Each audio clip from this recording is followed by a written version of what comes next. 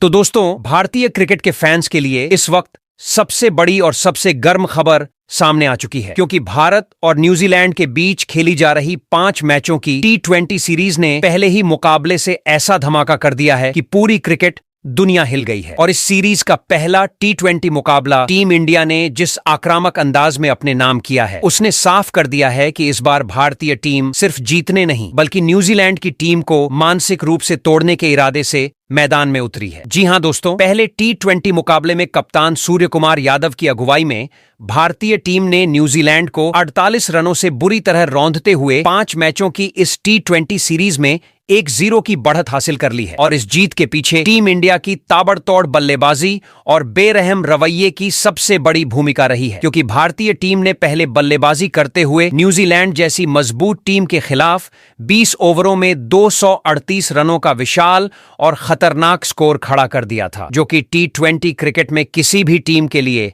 आसान लक्ष्य बिल्कुल नहीं होता। और जब न्यूजीलैंड की टीम इस पहाड़ जैसे लक्ष्य का पीछा करने मैदान में उतरी तो शुरुआत से ही भारतीय गेंदबाजों ने उन पर दबाव बनाना शुरू कर दिया और देखते ही देखते न्यूजीलैंड की बल्लेबाजी बिखरती चली गई। हालांकि कुछ बल्लेबाजों ने संघर्ष करने की कोशिश जरूर की, लेकिन भारतीय गेंदबाजों की सटीक लाइन लेंथ और आक्रामक रणनीति के सामने कीवी टीम 20 ओवरों में सिर्फ 190 रन ही बना सकी। और इस तरह टीम इंडिया ने पहला T20 मुकाबला 48 रनों के बड़े अंतर से अपने नाम कर लिया और सीरीज में बढ़त बना ली। लेकिन दोस्तों, कहानी यहीं खत्म नहीं होती, क्योंकि इस शानदार जीत के बावजूद कप्तान सूर्य कुमार यादव और हेड कोच गौतम गंभीर पूरी तरह संतुष्ट नजर नहीं आए। और इसकी वजह यह रही कि कुछ ऐसे खिलाड़ी भी थे जिन्होंने इस जीत के बावजूद अपने प्रदर्शन से निराश किया। और यही कारण है कि दूसरे T20 मुकाबले से पहले टीम इंडिया के खेमे में बड़ा फैसला लिया गया, जिसने न्यूजीलैंड के ड्रेसिंग रूम में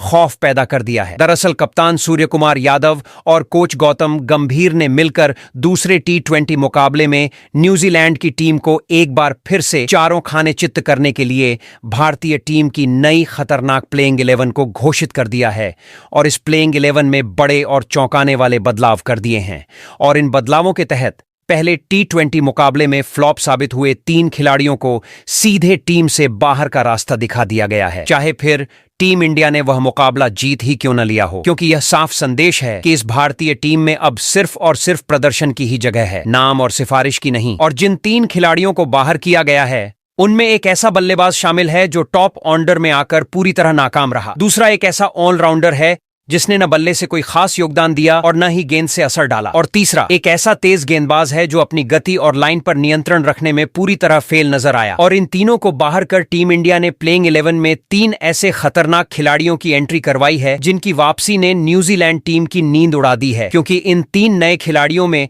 एक नया ओपनर शामिल है जो पावर प्ले में गेंदबाजों पर टूट पड़ने के लिए जाना जाता है और जिसका स्ट्राइक रेट देखकर ही विपक्षी कप्तान के पसीने छूट जाते हैं। दूसरा एक नया ऑलराउंडर है जो मिडिल ऑर्डर में तेजी से रन बनाने के साथ साथ उपयोगी और कसी हुई गेंदबाजी करने की क्षमता रखता है। और तीसरा एक नया तेज गेंदबाज है जिसकी रफ्तार 145 किलोमीटर प्रति घंटे से भी ज्यादा जाती है और जो नई गेंद से विकेट निकालने के साथ साथ डेथ ओवर्स में बल्लेबाजों को खुलकर खेलने का मौका नहीं देता। और इन तीनों खिलाड़ियों की एंट्री के बाद भारतीय टीम पहले से भी ज्यादा खतरनाक और संतुलित नजर आ रही है। और यही वजह है कि न्यूजीलैंड की टीम इस समय पूरी तरह दबाव में आ चुकी है, क्योंकि पहले ही मुकाबले में हार झेलने के बाद अब उन्हें एक ऐसी टीम इंडिया का सामना करना पड़ रहा है जो पहले से भी ज्यादा आक्रामक और बेरहम रवैये के साथ मैदान में उतरने वाली है। और न्यूजीलैंड की टीम अच्छी तरह जानती है कि अगर वह दूसरा T20 मुकाबला हार जाती है तो 5 मैचों की इस T20 सीरीज में वापसी करना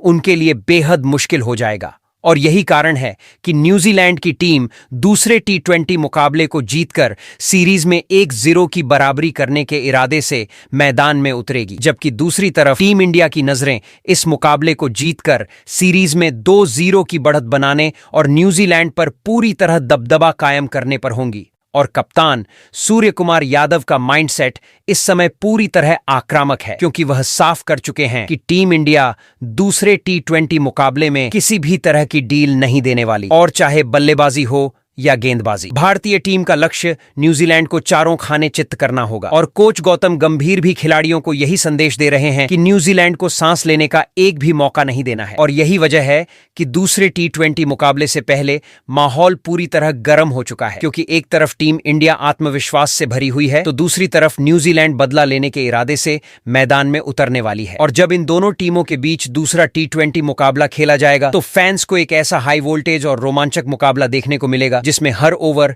हर गेंद और हर रन पर दबाव चरम पर होगा। और अब देखना यह होगा कि क्या टीम इंडिया बदली हुई खतरनाक प्लेइंग 11 के साथ दूसरे T20 मुकाबले को भी अपने नाम कर सीरीज में 2-0 की बढ़त बना लेगी, या फिर न्यूजीलैंड की टीम जोरदार वापसी करते हुए इस मुकाबले को जीतकर सीरीज को बराबरी पर ले आएगी। लेकिन एक बात बिल्कुल तय है दोस्तों कि यह मुकाबला सिर्फ एक मैच नहीं बल्कि प्रतिष्ठा की जंग होने वाला है, और जो टीम इस जंग में जीतेगी वही इस सीरीज पर अपना दबदबा कायम करेगी। तो दोस्तों, आज के इस वीडियो में हम आपको भारत और न्यूजीलैंड के बीच खेली जा रही 5 मैचों की T20 सीरीज से जुड़ी हर एक जरूरी जानकारी देने वाले हैं, और खास तौर पर इस सीरीज के दूसरे T20 मुकाबले पर हमारी पूरी नजर रहने वाली है, क्योंकि यह मैच सीरीज के लिहाज से बेहद अहम होने वाला है। इस वीडियो में सबसे पहले हम आपको विस्तार से बताएंगे कि भारत और न्यूजीलैंड के बीच खेला जाने वाला दूसरा T20 मुकाबला आखिर कब खेला जाएगा, यह मुकाबला किस तारीख को है, किस मैदान पर दोनों टीमें आमने सामने होंगी, और यह मैच भारतीय समय के अनुसार कितने बजे से शुरू होगा, ताकि आप इस मुकाबले की एक भी गेंद मिस न करें। इसके बाद दोस्तों, हम आपको यह भी बताएंगे कि इस दूसरे T20 मुकाबले का लाइव टेलीकास्ट टीवी पर किन चैनलों पर किया जाएगा, और अगर आप मोबाइल या लैपटॉप पर इस मैच को लाइव देखना चाहते हैं तो इसकी लाइव स्ट्रीमिंग आप किस ऐप या प्लेटफॉर्म पर देख सकते हैं। यानी टीवी से लेकर मोबाइल तक पूरी जानकारी आपको इस वीडियो में मिलने वाली है। इसके बाद हम बात करेंगे दूसरे T20 मुकाबले की पिच रिपोर्ट की, जहां आपको विस्तार से बताया जाएगा कि जिस मैदान पर यह मैच खेला जाना है वहां की पिच का मिजाज कैसा रहने वाला है। क्या यह पिच बल्लेबाजों के लिए एक बार फिर से स्वर्ग साबित होगी और चौकों छक्कों की बारिश देखने को मिलेगी, या फिर गेंदबाज इस पिच पर अपना जलवा दिखाते नजर आएंगे। साथ ही यह भी बताया जाएगा कि स्पिन गेंदबाजों को मदद मिलेगी या तेज गेंदबाज मैच में अहम भूमिका निभा सकते हैं। इसके बाद दोस्तों, हम आपको भारत और न्यूजीलैंड के बीच अब तक खेले गए T20 मुकाबलों के आंकड़ों के बारे में बताएंगे, जहां दोनों टीमों के जीत और हार का पूरा रिकॉर्ड सामने रखा जाएगा, ताकि आप यह समझ सकें कि आंकड़ों के लिहाज से किस टीम का पलड़ा किस पर भारी नजर आता है और कौन सी टीम इस फॉर्मेट में ज्यादा मजबूत मानी जाती है। इसके अलावा इस वीडियो में हम आपको यह भी बताएंगे कि कप्तान सूर्य कुमार यादव दूसरे T20 मुकाबले में किस रणनीति के साथ मैदान में उतर सकते हैं, और क्या वह न्यूजीलैंड की टीम को एक बार फिर से मात देने के लिए अपनी नई और बदली हुई प्लेइंग 11 के साथ उतरने वाले हैं या नहीं। साथ ही किन खिलाड़ियों को मौका मिल सकता है और किन खिलाड़ियों को बाहर बैठना पड़ सकता है, इस पर भी विस्तार से चर्चा की जाएगी। इतना ही नहीं दोस्तों, इस दूसरे T20 मुकाबले से जुड़ी कई और बड़ी और जरूरी बातें भी हम इस वीडियो में आपके साथ शेयर करेंगे, जिन्हें जानना मैच शुरू होने से पहले आपके लिए बेहद जरूरी है, ताकि आप इस मुकाबले को और बेहतर तरीके से समझ सकें। लेकिन दोस्तों, इन सभी जानकारियों से पहले अगर आप भी भारतीय क्रिकेट टीम से जुड़े हर छोटे बड़े अपडेट, हर बड़ी खबर और हर ब्रेकिंग न्यूज से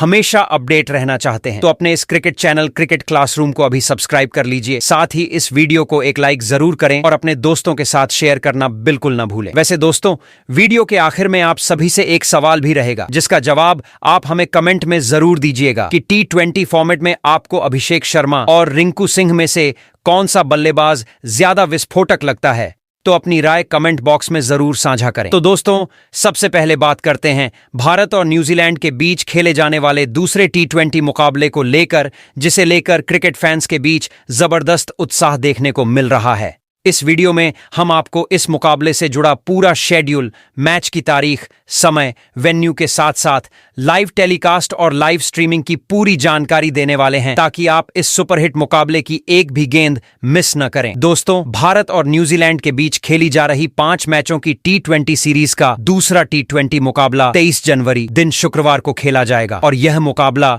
छत्तीसगढ़ की राजधानी रायपुर में स्थित शहीद वीर नारायण सिंह अंतर्राष्ट्रीय क्रिकेट स्टेडियम में आयोजित किया जाएगा। यह मैदान पहली बार इतने बड़े T20 मुकाबले की मेजबानी करने जा रहा है, जिस वजह से स्थानीय फैंस के साथ साथ पूरे देश के क्रिकेट प्रेमियों में भी जबरदस्त उत्साह देखने को मिल रहा है। भारतीय समय के अनुसार इस मुकाबले की शुरुआत शाम 7 बजे से होगी, जबकि टॉस करीब आधे घंटे पहले यानी शाम 6:30 बजे के आसपास किया जाएगा। अब अगर बात करें इस मुकाबले के लाइव टेलीकास्ट और लाइव स्ट्रीमिंग की, तो दोस्तों भारत में इस दूसरे T20 मुकाबले का सीधा प्रसारण टीवी पर स्टार स्पोर्ट्स नेटवर्क के विभिन्न चैनलों पर किया जाएगा, जहां आप हिंदी और अंग्रेजी दोनों भाषाओं में मैच का आनंद ले सकते हैं। वहीं अगर आप मोबाइल फोन, टैबलेट या लैपटॉप पर इस मुकाबले को लाइव देखना चाहते हैं, तो इसकी लाइव स्ट्रीमिंग जियो हॉटस्टार ऐप और वेबसाइट पर उपलब्ध होगी, जहां फैंस कहीं से भी इस मुकाबले का सीधा आनंद उठा सकते हैं। कुल मिलाकर दोस्तों, ये दूसरा T20 मुकाबला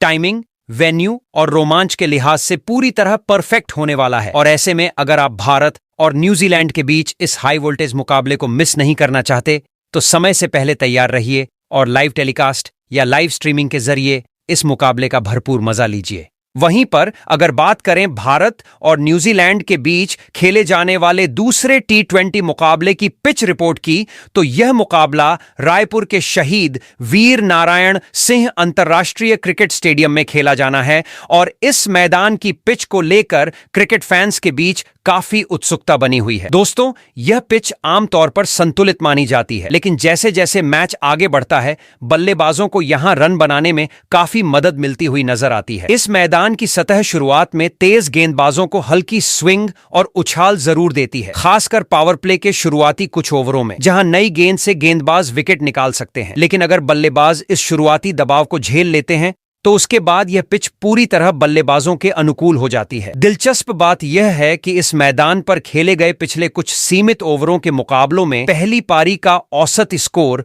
करीब 170 से 180 रनों के आसपास रहा है, जबकि T20 फॉर्मेट में यहां 200 से ज्यादा का स्कोर भी बन चुका है, जिससे साफ जाहिर होता है कि यह पिच बड़े स्कोर के लिए जानी जाती है। इस मैदान पर दूसरी पारी में ओस भी अहम भूमिका निभा सकती है, जिसकी वजह से गेंदबाजों के लिए गेंद पर पकड़ बनाना मुश्किल हो सकता है और इसका फायदा बल्लेबाज उठा सकते हैं। खासकर लक्ष्य का पीछा करने वाली टीम को यहां थोड़ा फायदा मिलता हुआ देखा गया है। आंकड़ों की बात करें तो इस मैदान पर अब तक खेले गए मुकाबलों में पहले बल्लेबाजी करने वाली और बाद में बल्लेबाजी करने वाली टीमों के जीत का प्रतिशत लगभग बराबर रहा है, जिससे साफ है कि टॉस जीतकर किसी एक खास फैसले को पूरी तरह सही नहीं कहा जा सकता। स्पिन गेंदबाजों के लिए यह पिच बीच के ओवरों में थोड़ी मददगार साबित हो सकती है, खासकर जब गेंद पुरानी होने लगती है। लेकिन तेज रन बनाने के चक्कर में बल्लेबाज अक्सर स्पिनरों के खिलाफ बड़े शॉट खेलने की कोशिश करते हैं, जिससे विकेट गिरने की संभावना भी बढ़ जाती है। कुल मिलाकर दोस्तों, दूसरे T20 मुकाबले में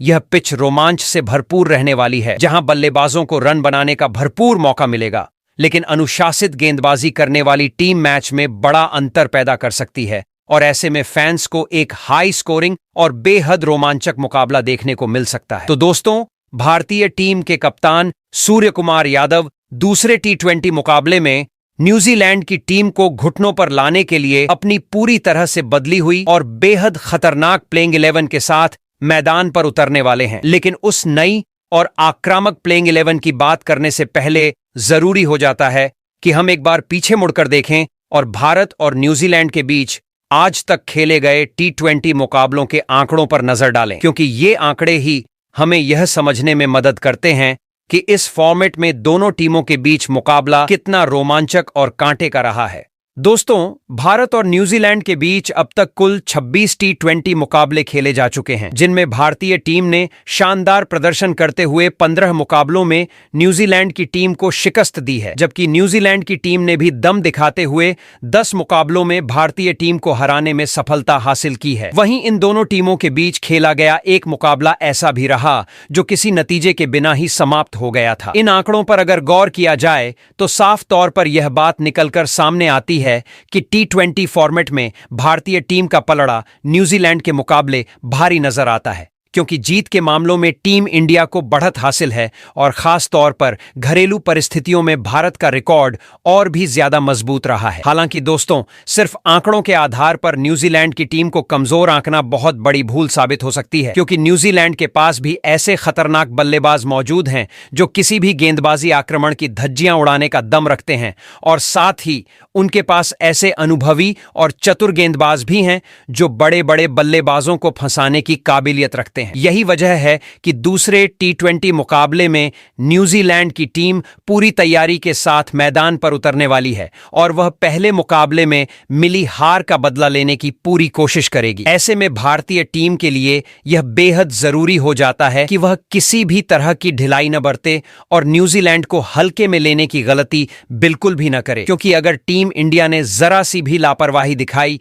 तो न्यूजीलैंड की टीम उसका पूरा फायदा उठा सकती है और भारतीय टीम को इसकी भारी कीमत चुकानी पड़ सकती है। यही कारण है कि कप्तान सूर्य कुमार यादव दूसरे T20 मुकाबले में पूरी ताकत और सही रणनीति के साथ उतरना चाहते हैं ताकि भारत इस मुकाबले को जीतकर सीरीज में अपनी बढ़त और मजबूत कर सके। तो दोस्तों, चलिए अब बात करते हैं कि आखिर कप्तान सूर्य कुमार यादव ने दूसरे T20 मुकाबले में न्यूजीलैंड की टीम का सुपड़ा साफ करने के इरादे से किस तरह की बदली हुई और आक्रामक प्लेइंग 11 के साथ मैदान में उतरने की पूरी तैयारी कर ली है, जहां हर खिलाड़ी का चयन जीत की रणनीति को ध्यान में रखकर किया गया है। तो दोस्तों, भारतीय टीम की प्लेइंग 11 में सबसे पहला और सबसे बड़ा बदलाव विकेटकीपर बल्लेबाज संजू सैमसन को लेकर देखने को मिला है, जहां दूसरे T20 मुकाबले में उनकी जगह ऋतुराज गायकवाड़ को मौका दिया गया है। जी हां दोस्तों, कप्तान सूर्य कुमार यादव और टीम मैनेजमेंट ने बड़ा फैसला लेते हुए संजू सैमसन को इस मुकाबले के लिए प्लेइंग 11 से बाहर कर दिया है, क्योंकि पहले T20 मुकाबले में संजू सैमसन का प्रदर्शन उम्मीदों पर बिल्कुल खरा नहीं उतर पाया था। संजू सैमसन उस मुकाबले में केवल 7 रन बनाकर सस्ते में आउट हो गए थे और वह न तो पावर प्ले का फायदा उठा पाए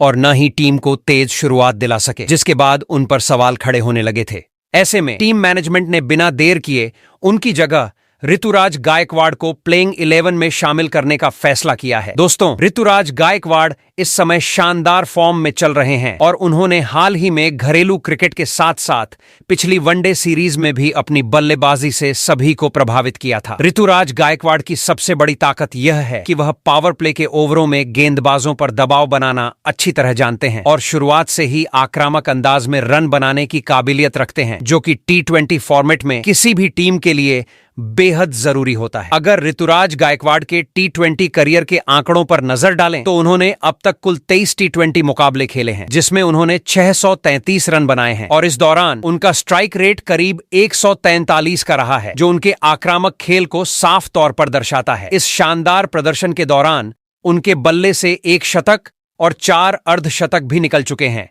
जो यह साबित करता है कि वह बड़े स्कोर बनाने की पूरी क्षमता रखते हैं। अब देखना दिलचस्प होगा कि ऋतुराज गायकवाड़ इस मौके का कितना फायदा उठाते हैं और क्या वह अपनी दमदार बल्लेबाजी से टीम इंडिया को एक और विस्फोटक शुरुआत दिला पाते हैं या नहीं। वहीं पर भारतीय टीम की प्लेइंग 11 में नंबर 2 पर बाएं हाथ के विस्फोटक ओपनर बल्लेबाज अभिषेक शर्मा ही खेलते हुए नजर आएंगे। दोस्तों, अगर बात करें अभिषेक शर्मा की, तो वह अपनी आक्रामक, बेखौफ और आग उगलती हुई बल्लेबाजी के लिए जाने जाते हैं और मौजूदा समय में वह भारतीय टीम के सबसे खतरनाक ओपनर बल्लेबाजों में से एक बनकर उभर चुके हैं। पहले T20 मुकाबले में अभिषेक शर्मा ने न्यूजीलैंड के खिलाफ जिस तरह का तूफानी प्रदर्शन किया था, उसने न सिर्फ स्टेडियम में बैठे दर्शकों को बल्कि विपक्षी टीम के गेंदबाजों को भी पूरी तरह हिलाकर रख दिया था। उस मुकाबले में अभिषेक शर्मा ने महज 35 गेंदों में 84 रनों की ताबड़तोड़ पारी खेली थी, जो पूरी तरह से आक्रामकता और आत्मविश्वास से भरी हुई थी। अपनी इस विस्फोटक पारी के दौरान अभिषेक शर्मा के बल्ले से 5 शानदार चौके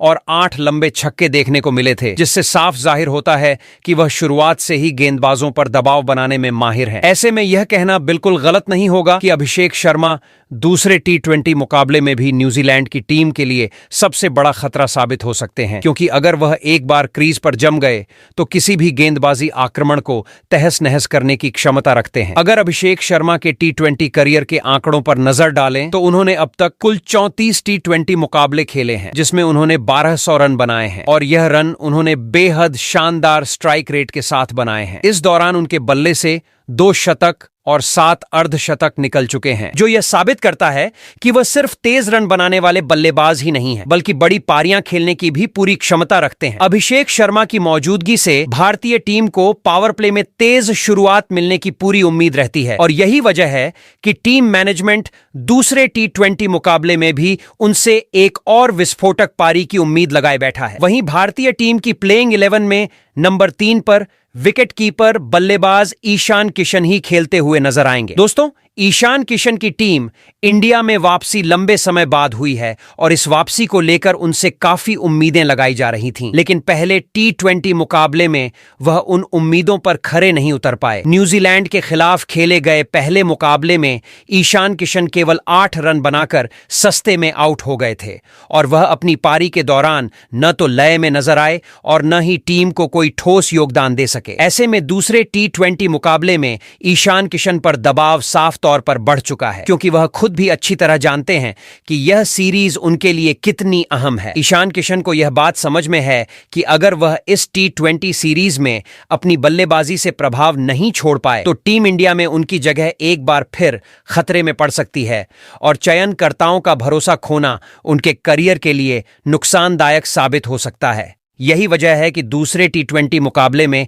ईशान किशन पूरी तैयारी और नए इरादे के साथ मैदान में उतरेंगे और उनकी नज़र एक बड़ी मैच जिताऊ पारी खेलने पर होगी, जिससे वह न सिर्फ अपनी फॉर्म साबित कर सकें बल्कि टीम इंडिया के मिडिल ऑर्डर को भी मजबूती दे सकें। अगर ईशान किशन के T20 करियर के आंकड़ों की बात करें तो उन्होंने अब तक कुल 35 T20 मुकाबले खेले हैं, जिनमें उन्होंने 804 रन बनाए हैं। इस दौरान उनके बल्ले से 6 अर्धशतक और एक दोहरा शतक देखने को मिला है, जो यह साबित करता है कि वह बड़ी पारियां खेलने की पूरी क्षमता रखते हैं। ईशान किशन अपनी आक्रामक बल्लेबाजी, तेज रन बनाने की शैली और विकेट कीपिंग कौशल के लिए जाने जाते हैं और अगर वह लय में आ जाएं तो किसी भी गेंदबाजी आक्रमण को नुकसान पहुंचा सकते हैं। वहीं भारतीय टीम की प्लेइंग 11 में नंबर 4 पर टीम इंडिया के कप्तान सूर्य कुमार यादव ही खेलते हुए नजर आएंगे। दोस्तों, सूर्य कुमार यादव काफी समय से अपनी सर्वश्रेष्ठ फॉर्म में नजर नहीं आ रहे थे, जिस वजह से उनके प्रदर्शन को लेकर सवाल उठने लगे थे, लेकिन न्यूजीलैंड के खिलाफ खेले गए पहले T20 मुकाबले में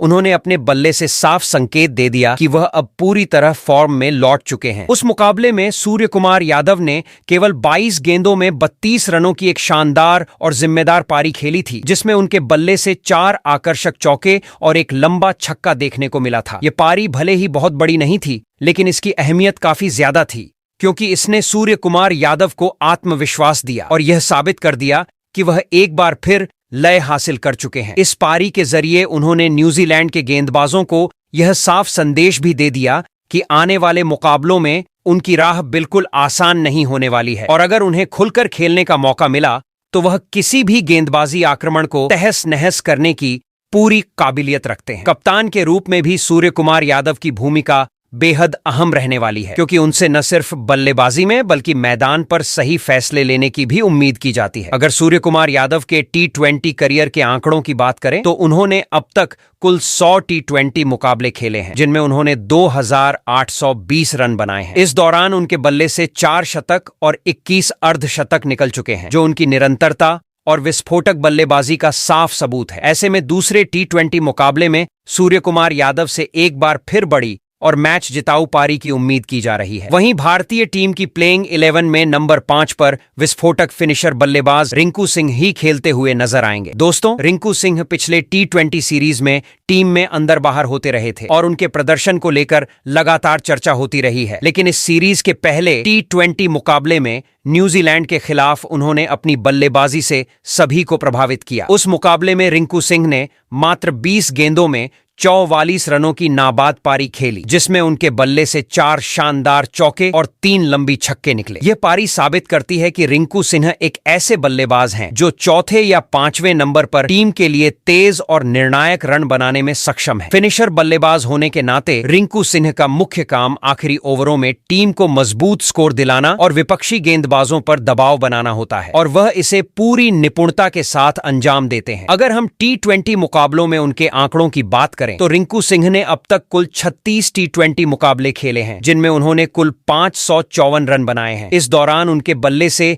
3 अर्धशतक भी निकले हैं, जो यह दर्शाते हैं कि वह बड़े स्कोर बनाने और टीम को मजबूत स्थिति में पहुंचाने की क्षमता रखते हैं। वहीं भारतीय टीम की प्लेइंग 11 में नंबर 6 पर हरफनमौला ऑलराउंडर खिलाड़ी हार्दिक पांड्या खेलते हुए नजर आएंगे। दोस्तों, हार्दिक पांड्या बल्ले और गेंद दोनों से धूम मचाने के लिए जाने जाते हैं और वह किसी भी मैच का रुख पलटने की क्षमता रखते हैं। पहले T20 मुकाबले में न्यूजीलैंड के खिलाफ हार्दिक पांड्या ने यह साबित कर दिया कि वह पूरी तरह फिट और फॉर्म में लौट चुके हैं। उस मुकाबले में उन्होंने अपने बल्ले से मात्र 16 गेंदों में 25 रनों की शानदार पारी खेली, जिसमें उनके बल्ले से 3 बेहतरीन चौके और एक लंबा छक्का शामिल था। इस पारी ने भारतीय टीम को मध्य क्रम में तेजी से रन जोड़ने और लक्ष्य तक पहुंचने में अहम योगदान दिया। वहीं गेंदबाजी में भी हार्दिक पांड्या ने अपनी काबिलियत दिखाते हुए एक महत्वपूर्ण विकेट चटकाया, जिसने मैच के समीकरण को बदलने में मदद की। अगर हम हार्दिक पांड्या के T20 करियर के आंकड़ों की बात करें तो उन्होंने अब तक कुल 125 T20 मुकाबले खेले हैं, जिसमें उन्होंने 2027 रन बनाए हैं। इस दौरान उनके बल्ले से 7 शतक भी निकले हैं, जो उनके आक्रामक खेल और निरंतरता को दर्शाते हैं। गेंदबाजी में भी हार्दिक पांड्या ने कमाल का प्रदर्शन किया है और अब तक कुल 102 विकेट चटकाए हैं। ऑलराउंडर होने के नाते हार्दिक पांड्या की मौजूदगी भारतीय टीम के लिए किसी भी मुकाबले में रणनीतिक फायदा साबित होती है। ऐसे में दूसरे T20 मुकाबले में हार्दिक पांड्या की भूमिका बेहद अहम रहने वाली है, क्योंकि वह न सिर्फ तेज रन बना सकते हैं बल्कि मैच के निर्णायक पलों में महत्वपूर्ण विकेट भी निकाल सकते हैं। वही प्लेइंग 11 में नंबर 7 पर ऑलराउंडर खिलाड़ी शिवम दुबे खेलते हुए नजर आएंगे। दोस्तों, अगर बात करें शिवम दुबे की तो उन्होंने पहले T20 मुकाबले में बल्लेबाजी में सिर्फ 9 रन बनाए थे और इस कारण उनका प्रदर्शन थोड़ा फ्लॉप नजर आया था। हालांकि उन्होंने अपनी कमी को गेंदबाजी से पूरा करते हुए 2 महत्वपूर्ण विकेट लेकर शानदार योगदान दिया। शिवम दुबे एक ऐसे ऑलराउंडर खिलाड़ी हैं जो न केवल बल्लेबाजी में भारतीय टीम को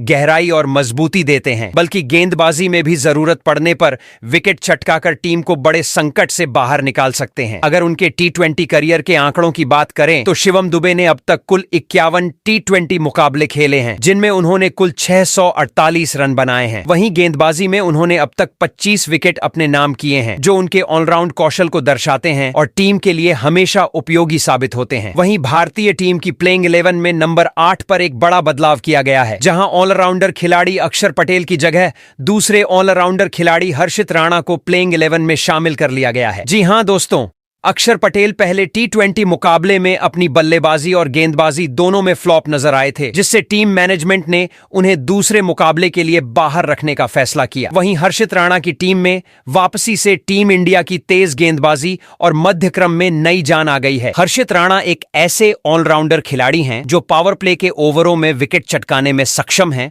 और जरूरत पड़ने पर बल्लेबाजी भी कर सकते हैं। उन्होंने अब तक कम T20 मुकाबले खेलते हुए इस फॉर्मेट में 7 विकेट अपने नाम किए हैं। हर्षित राणा की मौजूदगी टीम के संतुलन को मजबूत करती है और उन्हें मैच के निर्णायक मोड़ों पर बड़ा योगदान देने की क्षमता भी हासिल है। वहीं भारतीय टीम की प्लेइंग 11 में नंबर 9 पर तेज गेंदबाज बाएं हाथ के अर्शदीप सिंह खेलते हुए नजर आएंगे। दोस्तों, अर्शदीप सिंह पावर प्ले में हो या फिर डेथ ओवर में, दोनों ही परिस्थितियों में विकेट छटकाने के लिए जाने जाते हैं और टीम के लिए बेहद अहम गेंदबाज माने जाते हैं। हालांकि पहले T20 मुकाबले में अर्शदीप सिंह का प्रदर्शन थोड़ा फीका रहा और उन्होंने सिर्फ एक ही विकेट लिया था, जिससे टीम को शुरुआती आक्रमण में उम्मीद के मुताबिक सफलता नहीं मिल पाई। इसके बावजूद अर्शदीप सिंह के T20 करियर के आंकड़े काफी प्रभावशाली हैं। अब तक उन्होंने कुल 73 T20 मुकाबले खेले हैं और इस दौरान उन्होंने 1011 विकेट अपने नाम किए हैं। अर्शदीप सिंह की इस अनुभव और कौशल से टीम इंडिया को हमेशा विकेट लेने में मदद मिलती है और उनका लक्ष्य होता है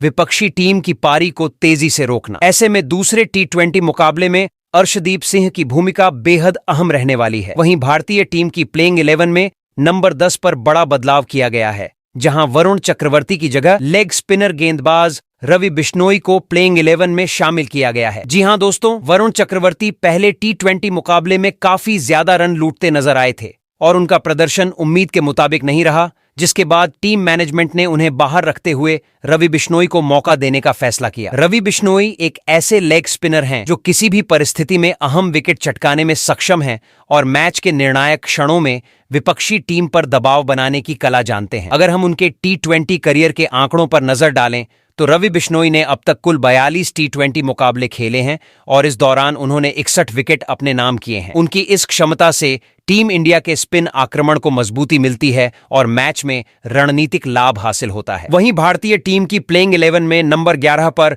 स्पेशलिस्ट गेंदबाज जसप्रीत बुमराह खेलते हुए नजर आएंगे। दोस्तों, जसप्रीत बुमराह अपनी घातक और खतरनाक यॉर्कर गेंदबाजी के लिए पूरी दुनिया में जाने जाते हैं और उनके सामने बल्लेबाजों के लिए रन बनाना इतना आसान नहीं होता। हालांकि पहले T20 मुकाबले में उन्हें ज्यादा सफलता नहीं मिली थी, लेकिन बुमराह भारतीय टीम के सबसे अहम और भरोसेमंद गेंदबाजों में से एक हैं। उनके यॉर्कर और स्लो डिलीवरी के कौशल ने कई बार टीम को संकट से बाहर निकाला है। अगर हम उनके T20 करियर के आंकड़ों की बात करें तो जसप्रीत बुमराह ने अब तक कुल 44 T20 मुकाबले खेले हैं और इस दौरान उन्होंने इस फॉर्मेट में 103 विकेट चटकाए हैं। उनकी तेज गेंदबाजी, नियंत्रित लाइन और डेथ ओवर में विकेट लेने की क्षमता टीम इंडिया के लिए किसी भी मुकाबले में निर्णायक साबित होती है। ऐसे में दूसरे T20 मुकाबले में बुमराह की भूमिका बेहद अहम रहने वाली है। तो दोस्तों, दूसरे T20 मुकाबले में टीम इंडिया अपनी बदली हुई प्लेइंग 11 के साथ ऐसी दिखाई देगी। आप कमेंट करके बताइए, क्या टीम इंडिया इस प्लेइंग 11 के साथ